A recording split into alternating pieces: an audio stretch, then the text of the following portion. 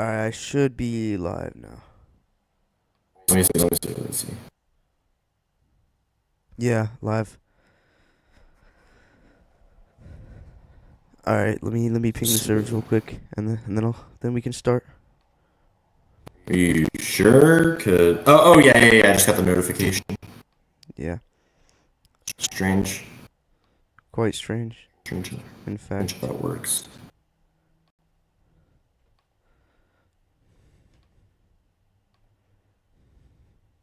Mute the audio on the stream.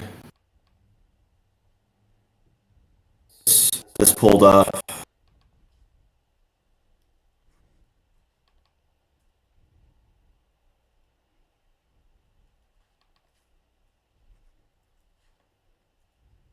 Just have a idle game in the background. Fair enough.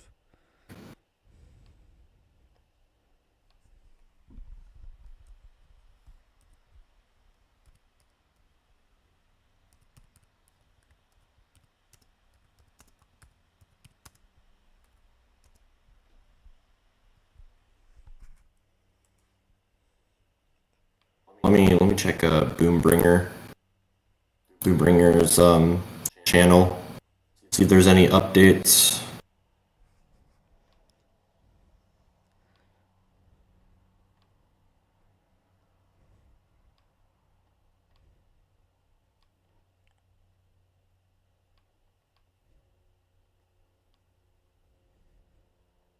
This guy Boombringers is almost at 40K.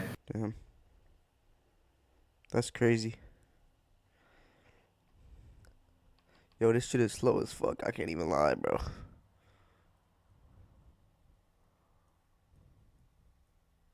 Stream. No Discord. Yeah, well, it's because you have I believe you have streamer mode enabled, and I think that might impact performance. But it doesn't really matter. Yes, Drake, we're sealing Eon's fans were leeches. Yeah, pretty much. That's like exactly what I'm doing. Like I can't even lie. Yeah.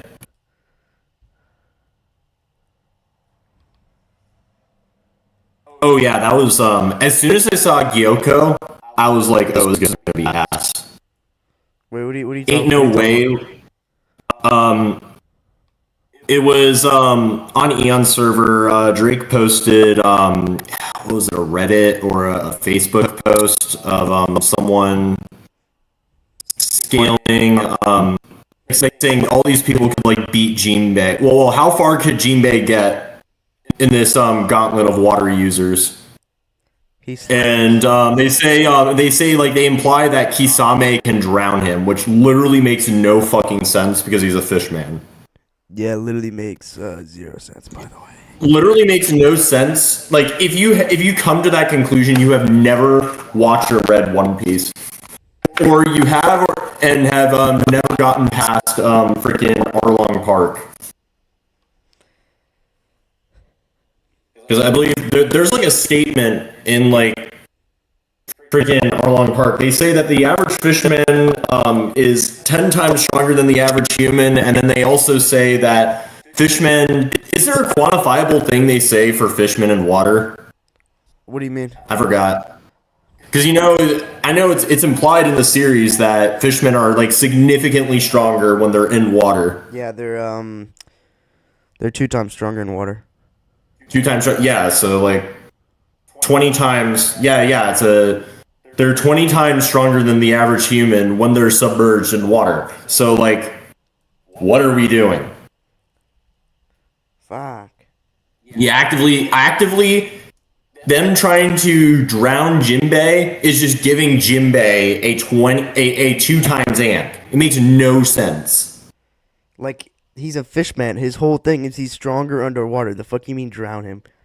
He's stronger. Not only stronger, he's faster. Yeah, like strong, 2 times stronger and faster. Yeah, he's actively getting amped by these characters. Pretty much. Yeah, it's kind of crazy. Mental gymnastics people gotta go through.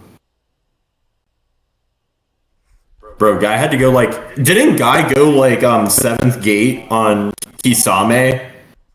I'm Uh, pretty sure it was either sixth or seventh gate. Yo, no, what's up, I Zod? don't think he went seventh. No, was she? Yeah, he did. I'm tripping. He did. Because he saved eighth gate for Yo, yo, it was Jubidara, good, bro. I love you. Zochan. Six or seven? Yeah. And Jinbei is currently the strongest of all fishmen, like by far too, like by a massive degree.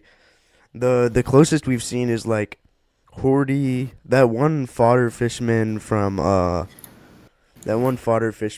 fucking Dressrosa, and oh Hack, that's his name, Hack, Yeah, yeah, hack. and And then there's and that Hordy. Dellinger. Dellinger is Oh yeah, the fuck ass yeah, fish man. Dellinger and Jack too, yeah, and then Dellinger, yeah, yeah. Jinbei's just like stronger than Jack by now, my opinion. Yeah. New mic sounds amazing, thank you, bro.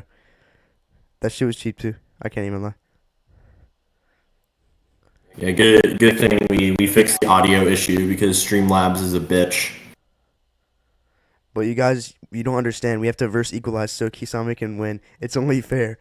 That's literally the Yeah, it's only only reason they ever use verse equalization, and they can never justify their usage of verse equalization either. I mean, Jack was left at the bottom of the ocean, couldn't move, didn't drown. Yeah, that's because he's a fishman and has a devil fruit at the same time. yeah. Honestly, I think that fate is worse. Yeah, because like imagine you're just stuck at the bottom of the ocean until you die. That's It's literally just purgatory. yeah. Well, he also needs food and water, so he'd probably die in like a day. But you know. Well, you could also debate that because you don't know if Jack or Dellinger are have salt diffusion. Yeah. Verse equalization was made for losers, made by losers for losers, so make the loser character win. Um, yeah, probably. I mean, the original concept of verse equalization was to like equal like equalize some aspects of power systems to make it like less complicated, and now verse equalization has just gone to like Really done equalizing the every opposite. aspect of all power systems. See, that's really funny because the thing it swore to fix, it's actively like doing. Yo, was good nothingness. It's actively making versus battles more complicated. I see you guys capitalizing on Eon's absence. How do you guys choose which video you react to? So basically, we saw this video like a long time ago, and it had It's like a year ago, yeah, almost a year ago. and it had ass scaling on both sides for both Dandanon and deltarune, and he scales deltarune and I scale Dandanon, so it kind of works out. Yeah, So I thought we'd this react and like give fight. our thoughts on the video. I'll tell you this: when we first reacted to this, we decided to we were thinking about it, and we kind of came to the conclusion before all the other like shit came out for Dandanon that like this fight would actually be like incredibly close, like really close. Yeah. We like legitimately could not decide who would win, and we were saying that we should debate this and make our argument on who would actually win this, and then just like formally debate it because we were just like, oh, we just cannot come to a consensus. But we never ended up doing that, and then Don Don released some chapters that kind of just like absolutely like shifts it into Don Don's favor and like So all the videos that immensely. you react to, or a video you had a grudge with for a long time, pretty much the next stream I'll probably do like an actual I have original a video. particular issue with this video though. Yeah, me too. Since everybody's here, I'll start the video. Let me read this comment first, though. Exactly, like it's much more interesting to think about if a character could just overcome the problem that verse equalization would just want and solve, like Eon said in the video. Yeah, it was originally designed to make it less complicated, but it actually made it more complicated the more it was used. Yeah, it's literally made the problem worse that it was trying to fix. Alright, I'll close that tab. Yeah, I'll debunk the Don side of the video, and Lapis will debunk the deltarune side of the video. Yeah, that's what I'm doing. Like Kasame would be dangerous in One Piece if he can pull off his lake-sized water spheres. That is until people goes against is too fast or even too big to drown. Yeah, there's also like wait, does Kisame even use fucking seawater? Because it kind of the water kind of has to be from the sea to have any effect on devil fruit users. Is it? But six, isn't it like really inconsistent? It's What not. in terms of like what is considered like anti devil fruit water? Because like there's like I've seen multiple things where it's like, oh, they need to be like submerged in any kind of like water, and then other ones that say, oh, it specifically has to be like seawater. No, it's always in reference to seawater. The only instance I can think of where it wasn't seawater was in Film Red when Luffy got like a bucket dumped on him, but that's extremely inconsistent considering he got like it takes large amounts of water to affect them at all, and Luffy just from like having a bucket dumped on his head got like extremely weakened for some reason. Yeah, that makes sense. I mean, it's also inconsistent with the Boa Hancock bath scene, Yeah. Yeah, but Kisame creates artificial water with jutsu. That's what I thought. So it just wouldn't have any effect then. No normal water works yeah. because even being in bass soaps, Luffy and Brook. Oh yeah. Doesn't sea prism work because it has the properties of the sea? Yeah, pretty much. Yeah. It's Uda's dream world where she controls the rules, not even an outlier. Wait, I didn't even think about that. That's actually like a really good debunk. Wait, Yeah, is it wait. Yeah. directly stated That's she like actually really good. is it like directly stated she controls all the rules of the world? Because I don't remember that, but well, we're gonna start on the video, so Yeah, we gotta start the I'll video. still respond to comments though, obviously. Balls to the Oh walls, shit, insane. Just explaining it makes is the audio not working? Are you plugged? Okay, you're plugged in.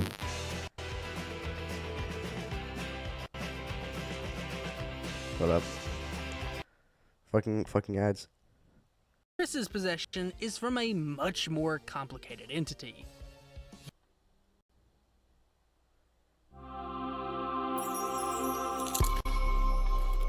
Yo, Six, I think your thing is lagging a bit. Maybe a little bit. No, like it's looking like a Google slideshow. Holy ads, bro! What the fuck? I got 4 ads. Whoa, before the video even is. What the? You, the player. For those who haven't Yeah. Aster says it's lagging. Here, let me do something real quick. You might have to close some shit. Yeah, I'm still streaming on the Discord, so I'll just close that.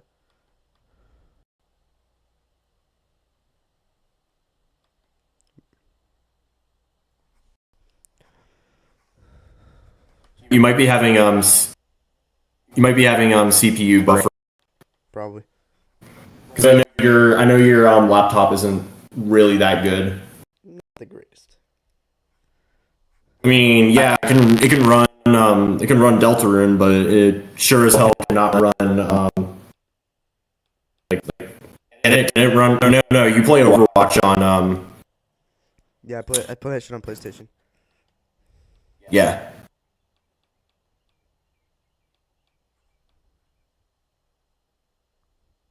Just Okay, there. I stopped. That took a long fucking time. It's lagging a lot. It should stop lagging though. Now. One of its main. You ever fall for a series so that can, balls to the walls insane? severely Just explaining impact it makes performance. You sound clinically unwell. Okay, the audio is still not there. This is why we use Opera browser. Nah, that shit's ass. I can't even lie. See, that's weird because now it's running fine on my end. Yeah, but the audio is gone. What the fuck? Yeah, the audio is gone. Six. This is why we should use OBS. Man, fuck OBS. All my homies say OBS, bro. This shit doesn't happen on OBS. I guess.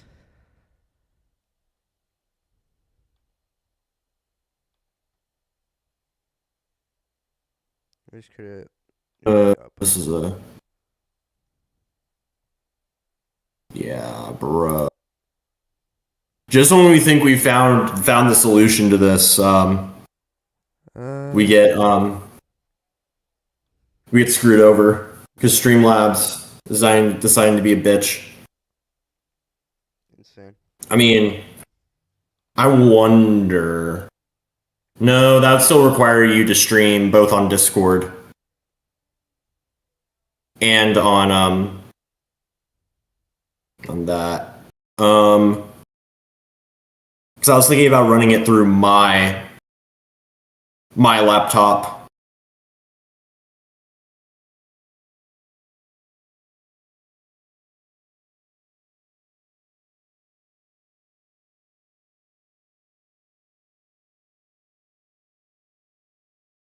Chain.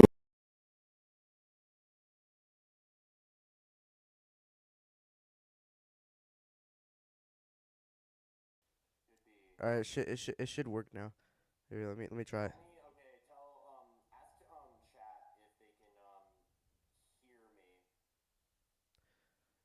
Can you guys hear Lapis like right now?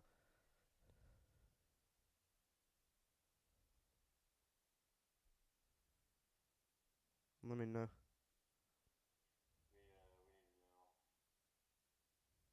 Nope. Yeah, that was me starting deltarune and Okay. Yep.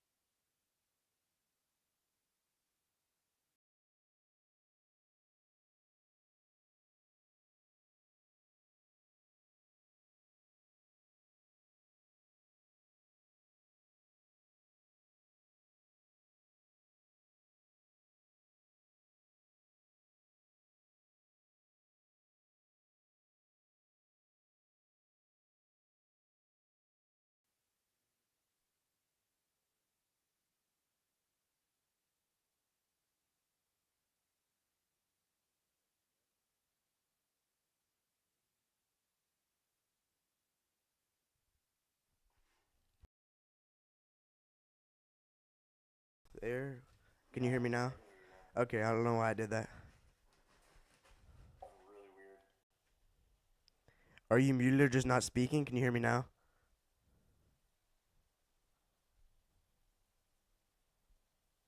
Yeah, but now it's not going into the yellow. That's a problem. Yes, we can hear. All right, Loki. I don't care about the fucking audio. You guys can just look at subtitles. Fuck all of you. Anyway, I'm not. I'll find a solution for that later. You ever fall for a series so balls to the walls insane that just explaining it makes you sound clinically unwell? Yeah, that was me starting Deltarune and Dawn to Dawn. At first glance, they couldn't be more different. The pixel art indie RPG versus a billion-dollar studio's seasonal anime. But even from Chapter 1, I've always had this weird impression.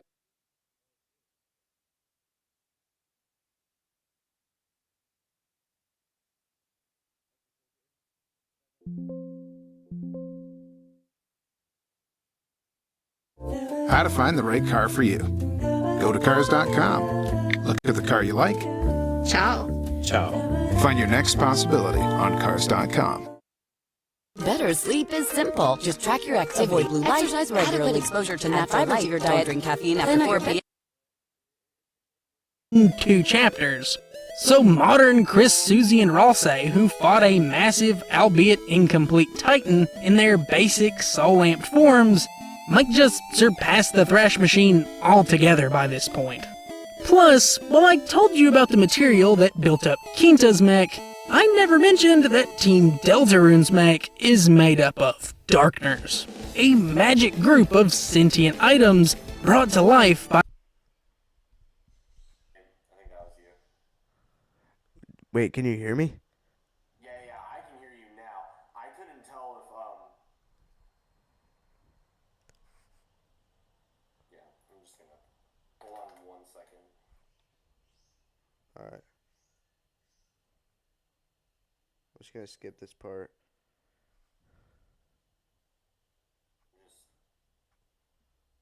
I'm gonna send you the wins. If you hit that big red button, I'll briefly discuss a hypothetical end-of-series occult club versus a Chapter 7 Delta Warrior crew. I don't know how you would discuss hypotheticals when there's literally no feats to go off of, but whatever.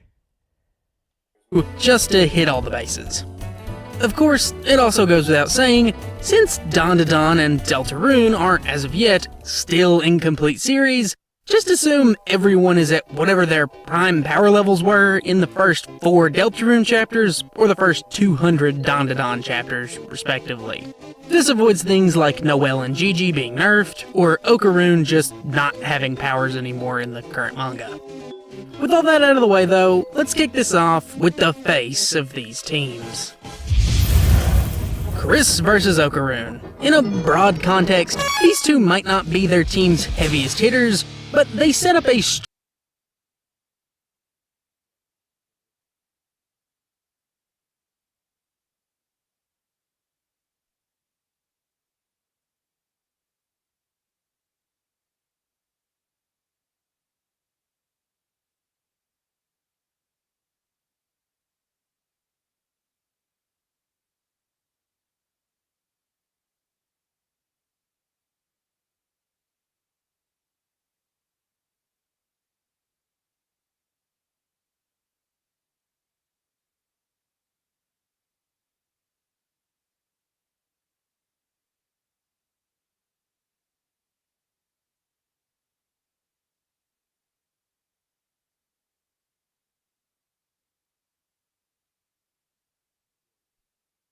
strong baseline for future power levels in their series. Chris is a character who faced off against the likes of El Nina and Spampton Neo, who casually throw around building level attacks off of sheer scale. And Chris himself can somehow manage to throw glass bottles at literal Mach 1 speeds, like an echo of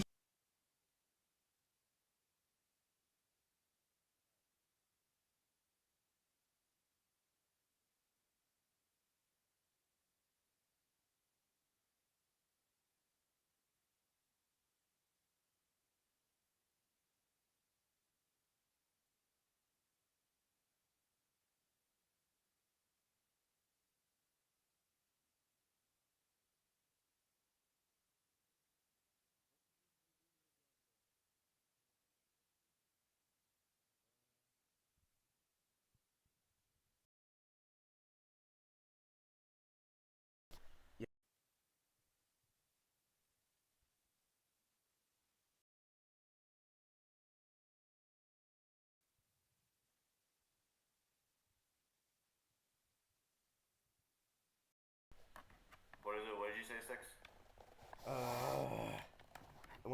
Whenever I plug in my fucking mic, it mutes me for some fucking reason. Yeah. I have a I was gonna mention a debunk for spam to Neo and all that. Yeah, go ahead. Go back. Just pull up the video. Well, there's actually two debunks that I have. So first, because I think it said, did it say like building? It said like building level, right? Yeah, it's a building level. Yeah. Building. I can upscale spam to Neo to large city level just based off the fact that he's able to instantly create and destroy a city during his fight during the normal route. And then I can also say for this statement for the glass bottle at Mach 1. First off, it's blatantly shown in the series that the Dark World counterparts are a lot stronger than their Light World counterparts, and using Mach 1 as a speed feat is not a very impressive speed feat for deltarune, as I'll describe later. But I don't think we've seen everything that Tuck has presented. I'll let the video go. Chapter 1 Susie blitzing sound waves from Ralsei's complaining. On the other hand, we have Okarune, a guy who can box with aliens wielding building-busting space weapons or... Audio. Wait, what? I was hearing you through your Discord audio. Hold up. Six, do you want to post this and then No, I don't want to postpone it. Okay, because this shit ain't working. no, it's working fine. All right, so let me get my debunk real quick. So the building level shit he's talking about happens in the first fucking chapter. So he's literally taking chapter 1 feats and using it to scale them like the current characters, at least the current characters from like 9 months ago, right? All right, you gotta go. Peace out. And then the only other really like building level feat I can think of is when Momo just casually throws a building. But like, there's so many better feats than just building level. Like, there's a billion multi-city block feats you can pull up. Like, for example, one of the aliens, or actually all of the aliens destroy multiple city blocks. And there's also just like a shit ton of town to city level shit you can get off Okarone and Momo. And like recently, I don't know if it was before this video was released, so I'm not gonna talk too deep about it. But the typhoon that GG extinguishes is calced to country level. Building level is like not even consistent at all, and there's just way better feats. So yeah. roided out mantis shrimps. For the most part, though, speed is Okarune's main gimmick, thanks to his yokai spirit, Turbo Granny, who runs at exactly 100 kilometers per hour. No faster, no slower. Not the Turbo Granny. Yeah, I'm gonna debunk this real quick. Literally all you need to debunk this, like, literally the only thing you need to say to debunk this is it's travel speed, not fucking combat or reaction speed, because it literally only applies to her travel speed. And even if I were to grant the fact that it scales to all of her other speeds when that's not consistent at all, we kind of had a soft retcon later on in the story where Okarune is able to move through telephone poles, which electricity through a medium is light speed. So he would be moving at light speed. And Okarune's like, well, that's a lot faster than 100 kilometers an hour. And then Turbo Granny's like, yeah, shut the fuck up. So yeah, that shit's ass. I don't know why we're still using this in 2026, or I guess this was 2025, but you get how you get what I mean. Even in 2025, I don't know why we're still using this 2025 because there's a billion laser dodging feats. Okarun blatantly outspeeds I think it was a high density particle beam. High density particle beams are like 99.9999% the speed of light. And there's also some other shit like the GG and Evil Eye, like modeling their switch after a light bulb and making it as fast as the light bulb, as the electricity from the light bulb turns on and shit like that. And there's also like a shit ton of electricity dodging feats, which is like relativistic plus, so it adds even further consistency. Now, while you could totally argue that both characters get even stronger from there, with Okarun training his body to unlock speeds beyond Turbo Granny via telephone wire mode, or Chris just blatantly leveling up between arcs, because most fights in these series are unique team battles where our heroes use tricks and tactics to win rather than just brute force, scaling them beat for beat with previous foes isn't always the most accurate. So just keep it in mind, these two could be way stronger if you're charitable with your comparisons.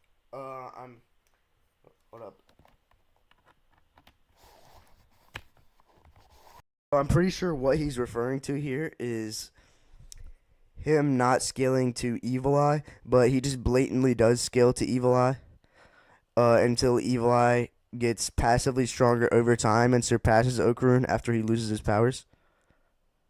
And then by that point, it would obviously by that point he would obviously not scale to Evil Eye, but he literally beats Evil Eye in a fight pre-strength boost, so he would scale to all of Evil Eye's feats.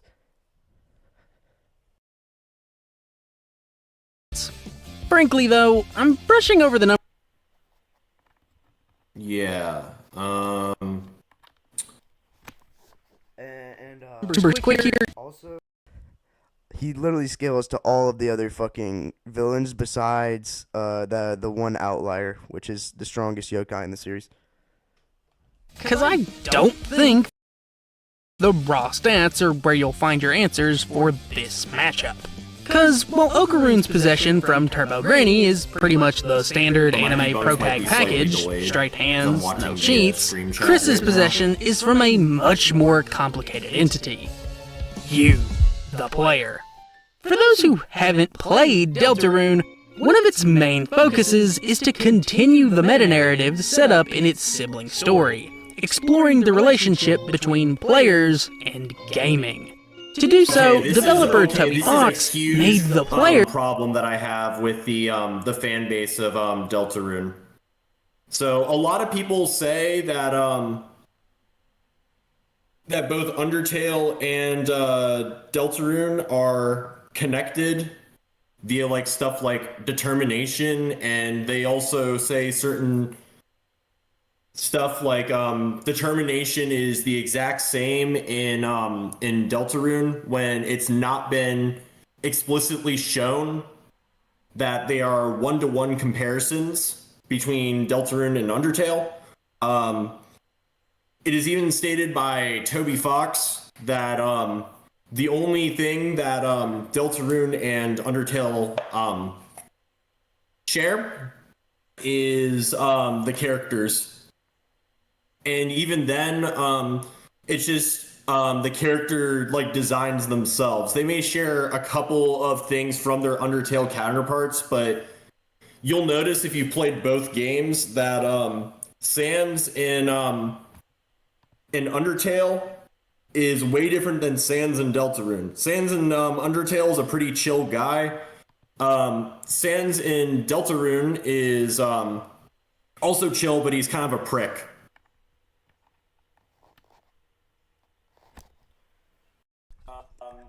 Every time he sit. What I'm saying is that you shouldn't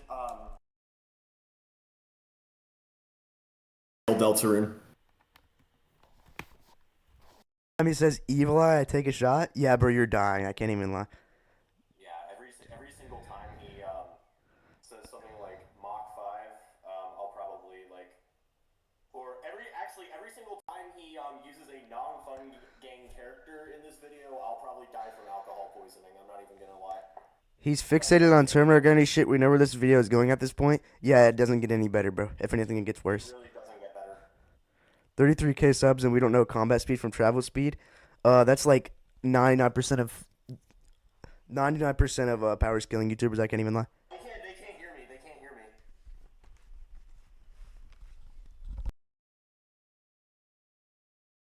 Plug my fucking mic, so I'm plugging and unplugging it. What the fuck? Yeah, we're switching to OBS after this. Cause like it shows speak right now. Yeah, yeah, they can hear me? Bro, that's so fucking weird. Why does it do that? That is just like,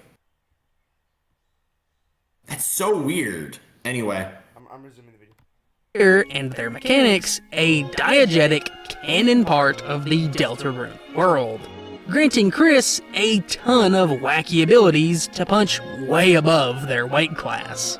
The most important of said abilities in a typical fight is the save and load system, allowing Chris to create save states, frozen snapshots of the universe that they or the player. Actually, I got a huge debunk for this.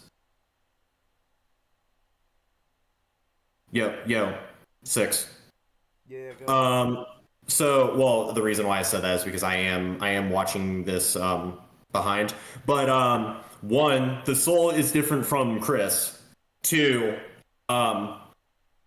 it's not explicitly shown that Chris can save and reload like Kara or Flowey or Azrael Dreamer. You actually have to have proof that Chris can just reload saves. The soul is the only one who has the capability of loading saves, and also we've seen in specifically this, we're going back to Undertale for this. In Undertale, the 2 characters that are able to load and reload saves are Flowey and Azrael Dreamer. Now, it is shown in both of their fights that they can do it mid-combat, and it's never been shown outside of combat that the soul, let alone Chris, can perform that. So yeah, he's just being disingenuous there. Yo, Lapis, I'm gonna take a whiz real quick. Yo, entertain my chat. Chat. I'm gonna ask this question. I asked this on the debate server. If you painted a if you paint a horse with black and white stripes, does it become a zebra?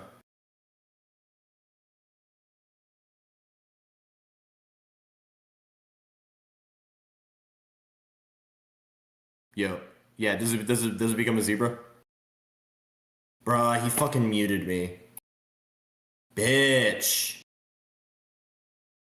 Oh, okay.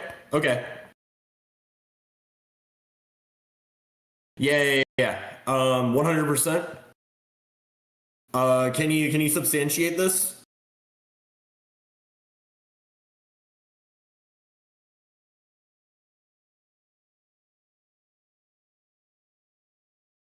Because in this hypothetical debate we're having, I'm gonna say no.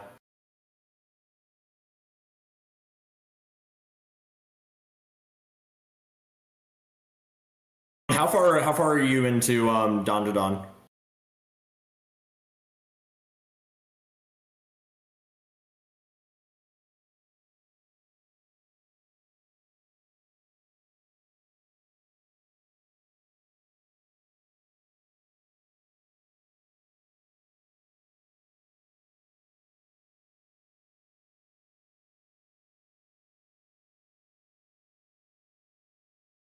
All right. Forgot how far this goes into Don to Don. if you want to avoid spoilers, Aster.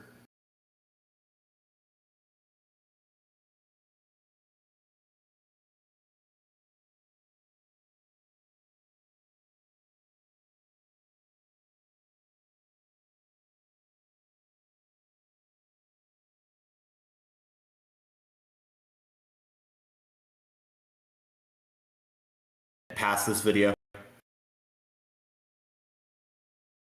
Player can access at any point, including after death.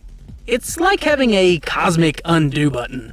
A button Chris uses so precisely that they can restart an entire boss fight from turn 1 upon defeat instantaneously, making them effectively immortal by any That conventional reminds me, standard.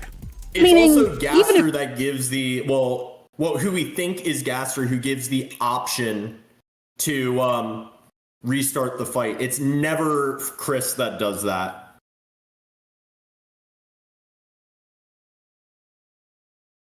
Okarune was many times stronger and faster than Chris, which is a serious claim for someone who's debatably getting packed up by a Toyota Corolla.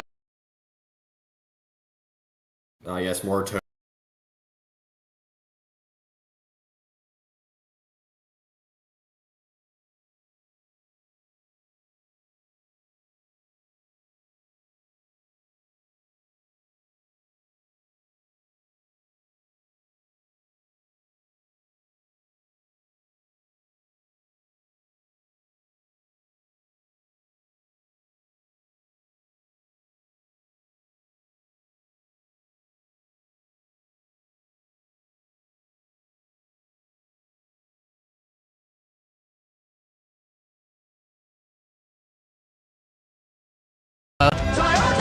Infinite I'm soft, Johnny, and frozen. Let's continue Try the this. gummy pop. Whether you're backing up your home, exploring the outdoors, or powering the job site, Harbor Freight attempts.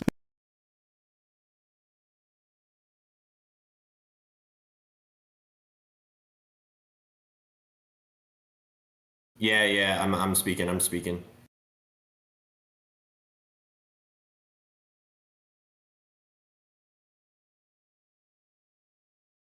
Yeah, it has to be Zod in that case.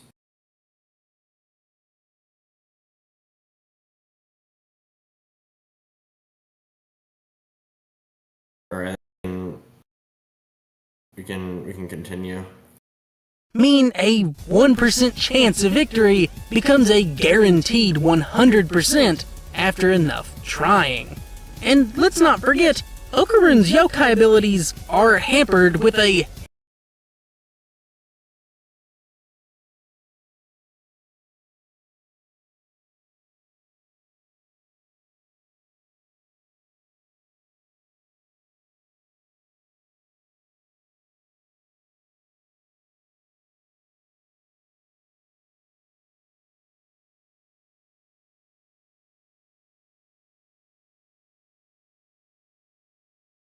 heavy limitation of only 2 all-out uses per fight before he's completely drained.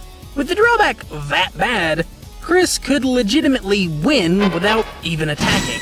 Meanwhile, the player brings no such downsides and provides lots of other niche benefits too, including buffing every party member with new abilities, making spiritual light to seal the dark, and, my favorite, sharing memories with Chris. Why the This heck means the player does he know about the player and not equate these abilities to the player? That's the question.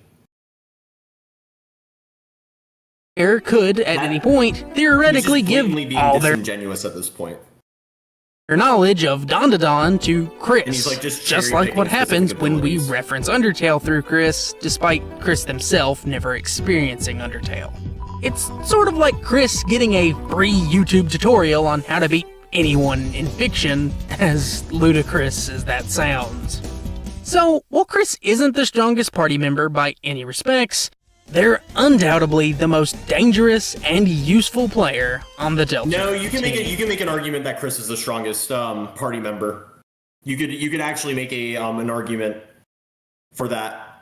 In specifically chapter 2 during the weird route, Chris fights against Spamton Neo all by himself and nearly defeats Spamton Neo all by himself. But the only reason he was unable to beat Spamton Neo was through his power of what was it, like extreme defense, or like the power of Neo, which buffed Spamton Neo's defense to the point where Chris wasn't doing nearly enough damage to out heal Spamton's Pippus.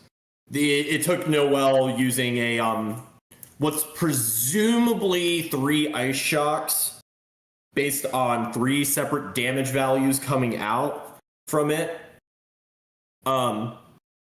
to finish off Spamton Neo, but basically Chris nearly soloed Spamton Neo all by himself in that scenario. So there's that argument. Susie versus And lore-wise, in the regular the normal route, we have what the regular fight against Spamton Neo. It's all 3 of the party members fighting against Spamton Neo, and it's presumably a mid to high diff fight. But knowing how deltarune works, it can be a little bit hard to gauge whether a fight is like mid or high diff.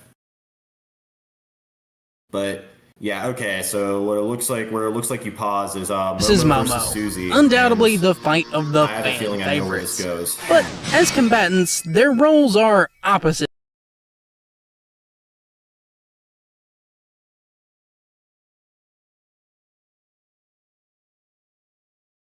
OBS, you can't fucking hear me.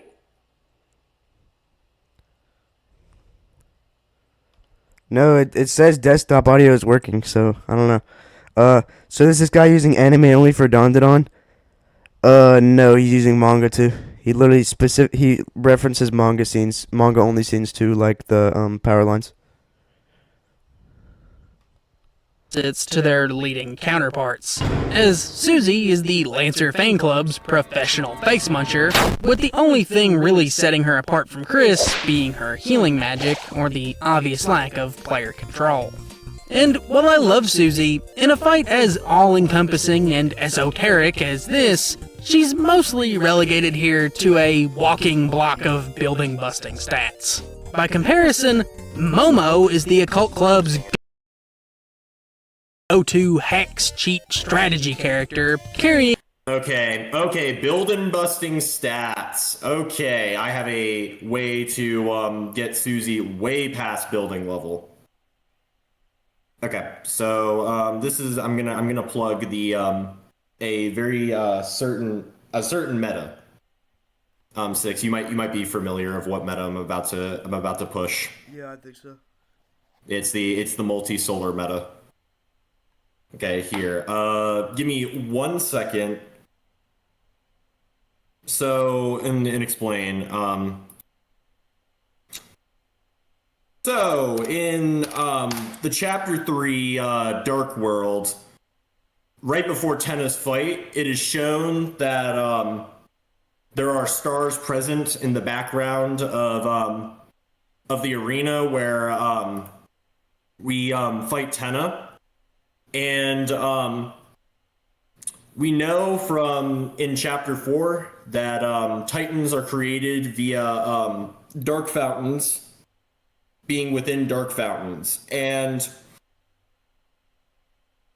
based on the amount of stars and the fact that there's multiple in the background, it can be presumed that there's that the dark fountains at least encompass like an area able to encompass a radius of multiple star systems and the space in between them, because you see distance between them. Now, because we know from the Titan fight and how Titans are created, that Titans themselves are dark fountains.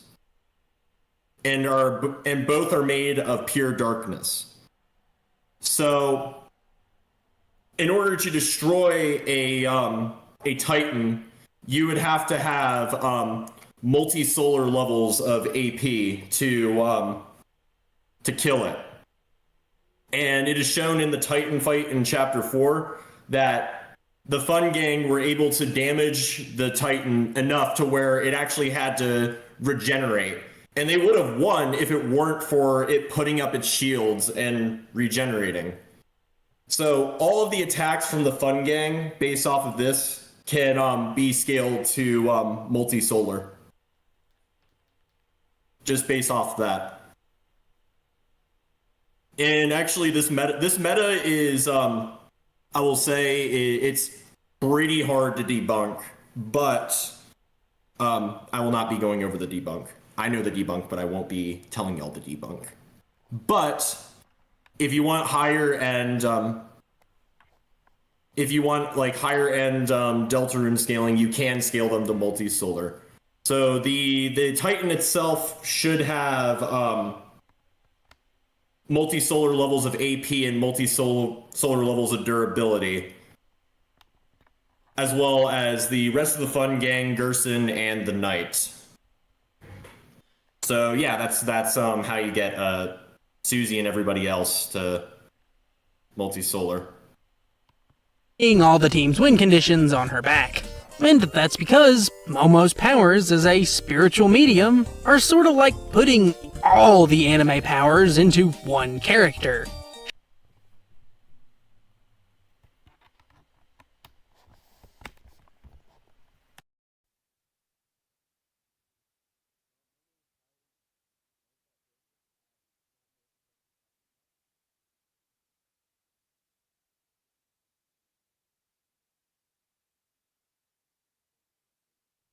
Fuck. Now it's going through. What the fuck? Alright. Momo's powers are not that broken. Like, the most she can do is... The most her powers can do is transcend dimensions, which obviously is, like, really broken. She can basically just reach into different dimensions, essentially. But, she is not that broken. I don't know what the fuck he's talking about. Sure, her main ability is just telekinesis via magic hands, but she can also create force fields, seal curses, perform ritual incantations, manipulate souls, tamper with memories, and, according to the series itself, it was like whatever she imagined became reality, and she... Oh yeah, that freaky out scene. Yeah. The scene where anything she imagined became reality. That was the beginning of the series when her powers were first unlocked. They were sealed again after that, so to speak, and she still hasn't been able to use this level of power again. So he's just like objectively wrong. She doesn't have this in her arsenal right now, or even at her peak. was... Pod's biggest sale of the year has been extended. Save up to 30% until June 8th at pods.com.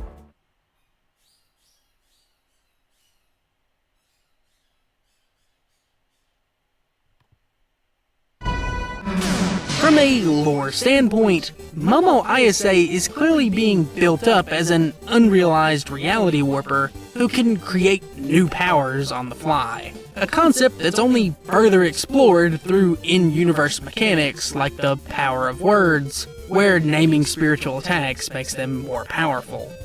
And, I mean, come on, this lady learned the tri-beam. If you're still doubting her variety, it's only gonna end bad for you. Momo's biggest weakness is that she's still quite frail and slow, even compared to her teammates. This is wrong. She's shown to be relative or even stronger than Okarun many times. I mean, obviously she's still weaker than Evil Eye, but Evil Eye is like by far the strongest on the team currently. Like, Momo right now is above peak Okarun. Requiring a lot of prep to make the best use of her wide toolkit. So Momo would actually be most effective against the opposing team leader, Chris. Specifically, in Chapter 75, Momo uses a special chant to temporarily banish a strong spirit to an alternate dimension. If this quote-unquote pomade spell was used on Chris, who is the vessel for two such spiritual entities, it's possible that Momo could sever the player's connection to Chris, or poof away their soul entirely. There's only so two things. One, where's the second spiritual entity that is controlling Chris? And two, it's not confirmed that the soul in specifically Chapter 4, when we get ejected out of Chris's body, is spiritual or a physical object. In fact, the weird route is slowly but surely implying that the soul can actually be seen outside of Chris. So yeah, but we'll see where that goes. This could nerf or outright permadeath Chris, although since Chris or the player aren't exactly corporate-approved evil spirits, this may just do nothing. But honestly, even if it doesn't work, Momo's ability to directly grab auras and souls with her telekinesis may still restrict some of Chris's possession powers, like what happened to Turbo Granny. And the pure fact that Momo is one of the very few characters who could even arguably counter the Fun Gang's saving power is a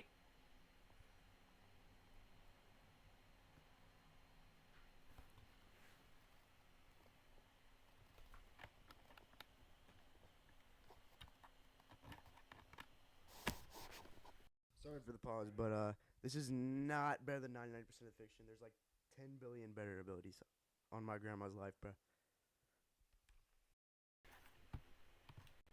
a huge plus for I'm just the reading team. through it. Seriously, even having an argument. Ralsei versus GG, though, is probably the fight I have the least to say about.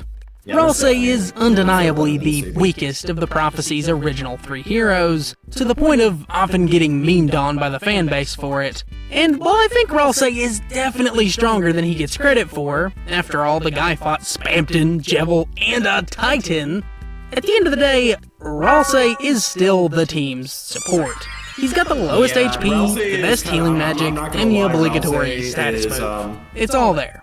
Unfortunately, those aren't great qualities when you're running the ones with someone like Gigi. Now, Season 2 spoilers inbound here, but unlike Okarune and Ira, who were possessed by relatively chill yokai, Gigi gets taken over by the Evil Eye, a mountain spirit so malicious that its special power is unironically causing people to commit self-delete just by looking at it.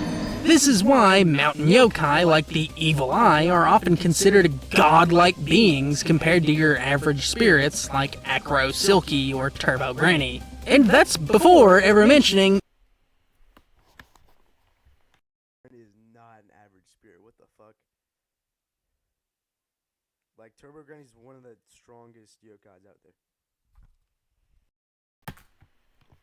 Evil Eye's host, Gigi, who, unlike the rest of the Occult Club, is an ultra prodigy, both physically and spiritually, making Gigi one of the rare few who can use some abilities without the need for transforming.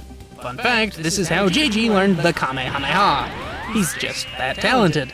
Turbo Granny even outright says Gigi is a better vessel than Okarune. So combining a stronger yokai with a stronger human clearly should make the team's strongest fighter. Except there's one important detail missing from that assessment. Since 2006, Wilmington Funeral and Cremation has been serving families in southeastern North Carolina. Just like Ralsei, the Evil Eye is young, at least compared to its team. Ralsei was essentially created overnight, with no friends or life, trapped in the dark to follow an ancient prophecy. The Evil Eye, in turn, was also a trapped child who knew nothing of the world and only wanted friends. This leaves Ralsei an unstoppable mountain yokai. Either way you slice it though, an in-training Gigi is still Okarune's near equal with no stamina constraint, so Ralsei is gonna be turned into a living punching bag or risk getting packed up by the low-tier god troops. This brings us to the last pairing, and easily the biggest stomp, an angel versus the angel. Now, don't get me wrong, Ira isn't massively weak compared to her friends. She's a possessed kid. Noelle, I have Noelle scaling, and this is one of the problems I have, the biggest problems I have with this video. There's Noelle at this current point in the series, outside of even if we include the weird route, is many times weaker than even Ralsei. And even if we give her the benefit of the doubt that she is going to get stronger, there is no evidence yet that Noelle could do damage to a Titan. If we're going based off of the multi-solar meta, Noelle has the greatest feat that Noelle has shown is finishing off Spamton Neo and putting Birdly into a frozen block of ice. Even if I were to grant Noelle the fact that she did the most work to Spamton Neo, which is wrong.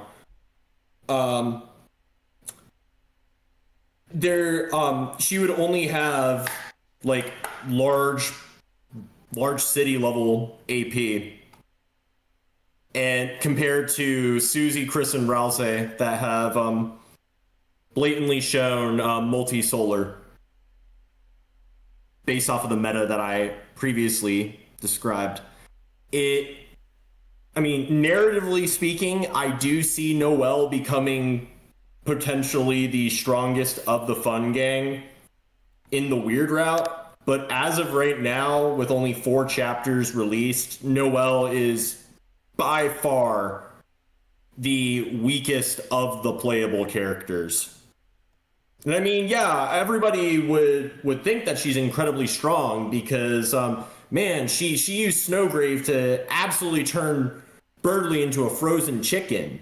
But if you actually look at the feats done by the other members in chapters 3 and 4, you start to see that Noelle gets instantly power crept by chapter 4. And Noelle isn't even in chapters 1, 3, and 4. So she only has chapter 2 to get her scaling off of. And when chapters 3 and 4 released, all the shit that was shown in chapter 2 basically became instantly power crept. We got faster than light scaling for certain characters in chapter 3, and then we get the multi-solar stuff in chapter 3 and 4 combined. So while Noelle, I see a potential for her, she just isn't there yet. There's no reason why Noelle should be considered like the strongest as of now. Let me check my audio real quick because this is yeah, my mic is working, so it's fine. Okay.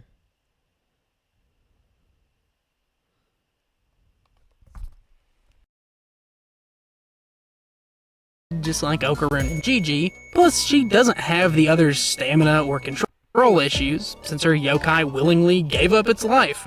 However, next to Noelle, there's no competition. This funny little deer is unquestionably the strongest member of the fun gang, and if she locked in, Noelle might literally take this whole charade in a 1v4. Oh, I forgot to even mention that Noelle isn't even confirmed to be Lightspeed compared to the other fun gang members, which if they bring up some more speed scaling, I can bring that up.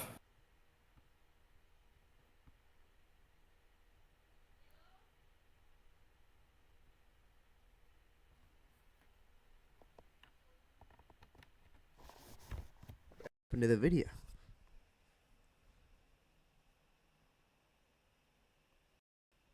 The hell? The hell happened to the video, bro? I don't see. I don't know. Oh, it's working. Freeze! Put your hands down. Soft, gummy, frozen, trolley gummy pop.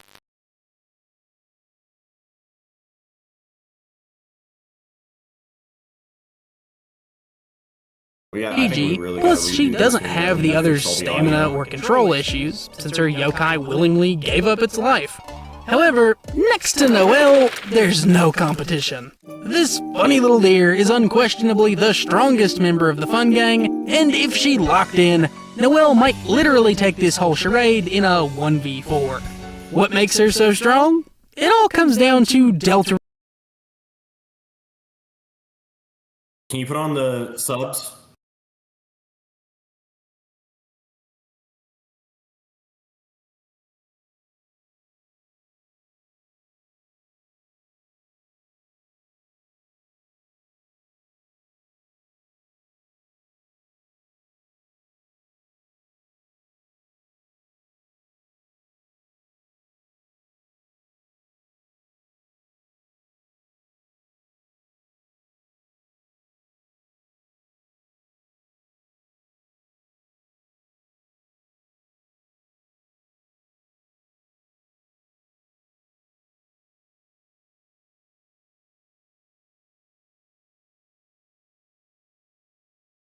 Right now. So basically, in chapter 2, we go against the fun gang goes against enemies such as wire that produce lasers from their attacks, and you are able to dodge them. And because of that, that should put the fun gang at the very high end of relativistic plus to just light speed.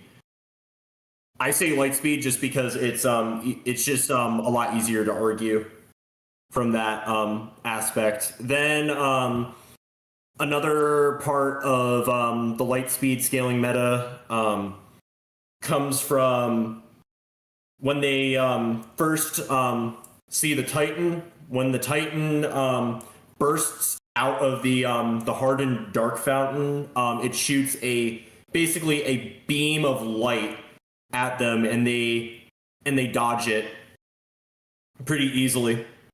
I mean, they were shocked, but yeah, they dodge it. And in Deltarune, there's I forgot about chapter 3. Yeah, there's an enemy called the Zapper that also shoots lasers, which also supports light speed Deltarune. Now you might be asking why this doesn't apply to Noelle. Well, I can tell you why. Noelle never goes against enemies that fire lasers. So you can't say that she's light speed unless she's actively dodged similar attacks to what Chris, Susie, and Rouse have dodged. And even if I were to I guess you could make the argument that all the regular bum-ass Darkners in the cyber world are relative to each other, but even then, you would have to prove that, which there's no way you can prove that. So yeah, Noelle, by definition, should most likely not be light speed. Darune's bonus hidden playthrough, called The Weird Route. In this version of the story, the narrative branches sometime during Chapter 2, with us, the player, making a series of progressively darkening choices that eventually leads us to manipulating this innocent deer girl into being the only party member who actively offs people. We, as the player, do this to make Noelle stronger. So strong by the end of Chapter 2 that her raw stats rival the Chapter 4 party members, despite Noelle being absent from gameplay since her Chapter 2 debut. More importantly though, Noelle is the only party member to actually master deltarune magic, with her signature spell, Ice Shock, being an authentic magical ice attack. This word, magical, isn't used to describe any other party member's spell, and it's different from those normal spell attacks because Ice Shock ignores durability in its damage calculation, dealing a fixed amount of spiritual ice damage directly to an enemy's HP, based only upon Noelle's magic stat. On its own, this would already make Noelle quite the force to reckon with, since anyone without a way to resist her soul targeting damage is instantly getting iced. But we can take it a step further by looking at her improved version of the Ice Shock spell, Snowgrave. This spell This is the Tempur-Pedic Breeze mattress, and it's designed to help you feel cool. So no more. This spell can only be cast during a weird route with a Ring of Thorns equipped. However, its power is devastating. A single use of this attack was enough to one-shot Birdly, a Lightner like Susie and Chris, who fought the Fun Gang and compares to their feats. Keeping this in mind, only two other characters in all of Deltarune have successfully... Snowgrave.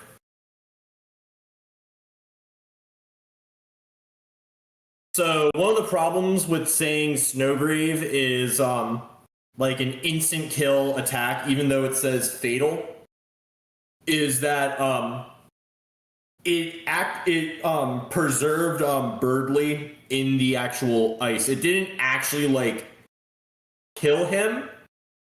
It just put him into basically stasis. Yeah, it does a shit ton of damage, but it doesn't. It's the name. The description for Snowgrave says fatal, but the problem is that in chapters 3 and 4, when we go to the hospital to see Birdly, he's still alive. I mean, a lot of people. He insta-killed a party member. A lot of people said that Birdly should be dead, but it's clear that he's not dead. It's Character. And considering that Team Occult Club is already struggling to beat those party member stats, one Snowgrave might just be Mariah carrying this whole squad to victory. Which is kinda my whole verdict for the main 4v4 in general. Chris's intense player-based abilities, combined with Noelle's insane freeze power, are already enough to make the battle incredibly lopsided, to the point that Gigi, Ira, and Okarune might as well stay home, since the only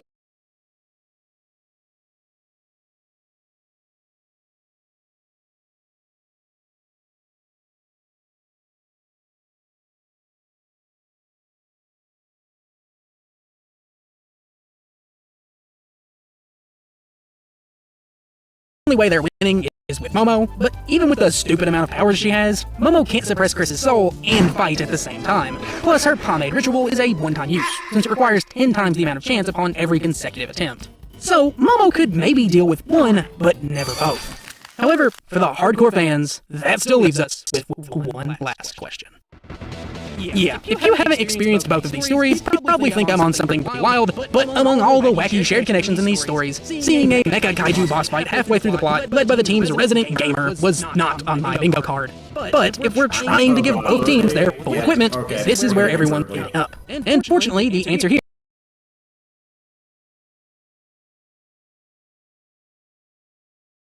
Oh boy, okay, so for Birdly, it's even worse. here is a bit more obvious. Deltarune's Thrash Machine and Dondodon's Nanoskin Mech are basically equal amount stronger than their original party, as Birdly's Thrash Machine can parry a massive baseball thrown at 5 collection speeds, requiring many kilotons of force, while Quinta's Mech can throw around and slam a giant monster suit with force. Worse in terms of scaling. He's from what I've seen. Yeah, he should scale relative to the Fun Gang in Chapter 2, but he's quickly dealt with in the Snowgrave route, and then also he gets brainwash diffed by freaking Queen. I actually need to go back and properly scale Birdly, because he does not have that many feats. In all the instances we see Birdly and fight against Birdly, except for in the weird route, we don't remotely take the fight seriously. They kind of just, the Fun Gang kind of just sees Birdly as this dude. But anyway, that's what I have to say about Birdly. Birdly is really hard to scale. So for the giant mech, that has a specific. Yo, see you later, Zod. Peace out.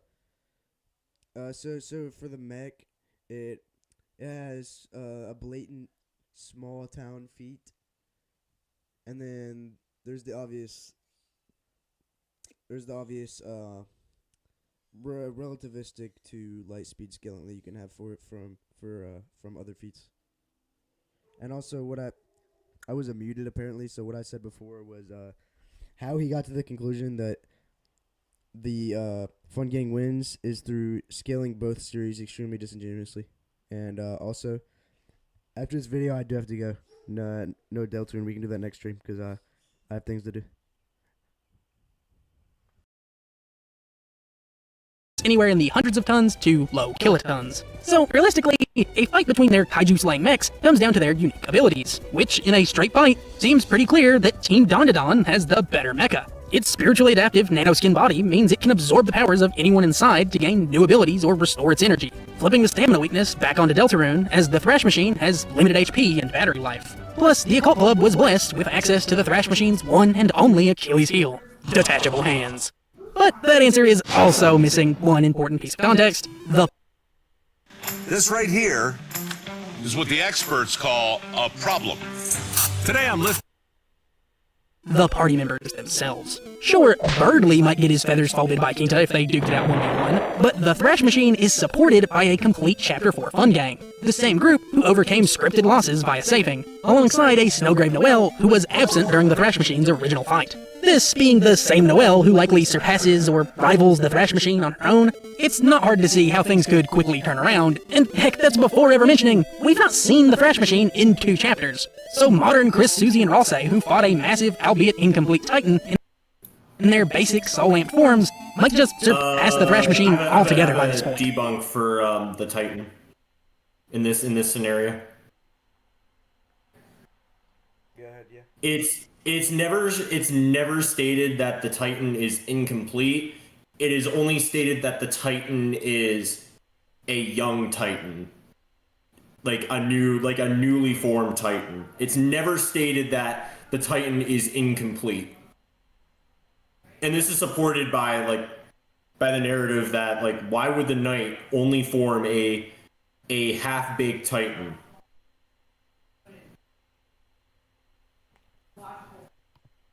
Plus, while I told you about the material that built up Quinta's mech, I never mentioned that Team Deltarune's mech is made up of Darkners, a magic group of sentient items brought to life by spiritual darkness. So, as their heroes of legend, the Fun Gang have amassed a whole army of these guys, with well over 4 times as many now as were once used to make the OG Thrash Machine. This includes nearly every final boss, every kind of support, and super bosses like Jevil or Sham, who are basically just as strong as a normal party member. The worst part for the Occult Club here, though, is that Darkners are literal inanimate objects, like playing cards or plushies, meaning Chris and co. are usually just carrying these guys into battle on accident. For example, it'd be extremely out of character for the Fun Gang not to have Darkners like Jevil, Spampton, Lancer, or Rules in their literal back pocket. Now, if we're giving all that to Team Deltarune, I'm sure you'd also want to include characters like Mr. Mantis Shrimp, Saint Germain, Rin, and I mean, the Occult Club's got a whole other Best Girl Kaiju on their team, so surely having 2 Megazord-level fighters could turn the tides, but considering that... Yeah, he also didn't include her, despite her blatantly being a part of the Occult Club. I don't know why. The Fun Gang also have their own Kaiju Best Girl in tow. Things basically fall back to the Fun Gang having a literal army, while the Occult Club has a classroom. And that's all ignoring the real ultimate trump part of this video, Dark Mountains. Birdly, Noel, Susie, or Chris can, at any point, channel their version Oh yeah, by the way, how the fuck do they have an army? of spiritual energy determination into